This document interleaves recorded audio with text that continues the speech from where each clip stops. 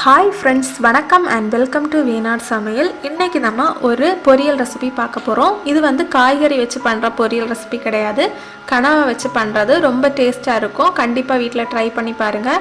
இதுக்காக நான் கனவாயை சுத்தம் பண்ணி வேக வச்சு எடுத்திருக்கேன். இது வேக வைக்கிறதுக்காக குக்கரில் கனவா போட்டு 1 டேபிள் ஸ்பூன் இஞ்சி பூண்டு விழுது, கொஞ்சமாக மஞ்சள், கொஞ்சமாக உப்பு சேர்த்து 10 நிமிஷம் ஹை ஃப்ளேம்லேயும் 10 நிமிஷம் லோ ஃப்ளேம்லேயும் வச்சு நல்லா வேக வைங்க. அப்போ தான் இந்த கனவை வந்து நல்லா சாஃப்டாக கிடைக்கும். அப்புறமா இதுக்கு தேவையான மசாலா ரெடி பண்ணிடலாம். அதுக்காக 2 பல் பூண்டு, 1/2 டீஸ்பூன் ஜீரகம், 1 டீஸ்பூன் மிளகாய்த்தூள், 1/4 டீஸ்பூன் மஞ்சள் தூள், 1/2 டீஸ்பூன் பெருஞ்சீரகம், அப்புறமா 2 கைப்பிடி அளவு தேங்காய் சேர்த்துக்கோங்க. இந்த பொரியலுக்கு தேங்காய் கொஞ்சம் அதிகமாக சேர்த்தா தான் ரொம்ப டேஸ்ட்டாக இருக்கும். இப்போ இதை வந்து நம்ம சதைச்சி எடுத்துடலாம். அதாவது 2 தடவை பல்ஸ் பண்ணி எடுத்தால் போதும், தண்ணி சேர்க்காமல் அரைக்கணும். இந்த மாதிரி இருக்கணும் பொரியலுக்கான மசாலா. இப்போ நம்ம பொரியல் பண்ண ஸ்டார்ட் பண்ணிடலாம். அதுக்காக ஒரு கடாயை சூடு பண்ணி 1 டேபிள் ஸ்பூன் தேங்காய் எண்ணெய் சேர்த்துருக்கேன். இது கூட கடுகு, காஞ்ச மிளகாய் 2, அப்புறமா கொஞ்சம் கறிவேப்பிலை சேர்த்துட்டு 10 சின்ன வெங்காயம் சின்னதாக நறுக்கி வச்சுருக்கேன், அதையும் சேர்த்துடலாம்.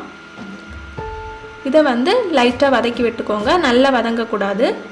இந்த இதுக்கு பொரியலுக்கு வந்து சின்ன வெங்காயம் சேர்த்தா தான் ரொம்ப டேஸ்ட்டாக இருக்கும்.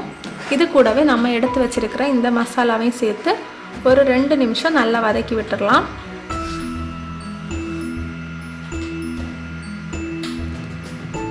இப்போ இந்த மசாலாவுக்கு தேவையான உப்பு சேர்த்துடலாம்.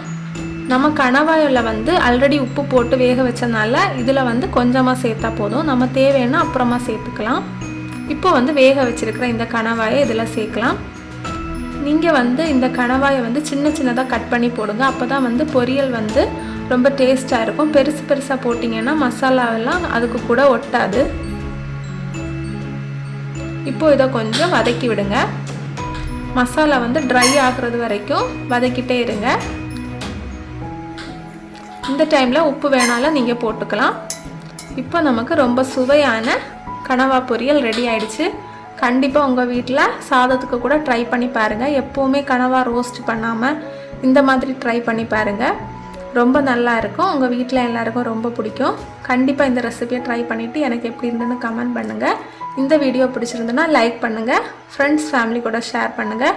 என்னோடய சேனல் பிடிச்சிருந்தோன்னா மறக்காமல் சப்ஸ்கிரைப் பண்ணிக்கோங்க. தேங்க்யூ.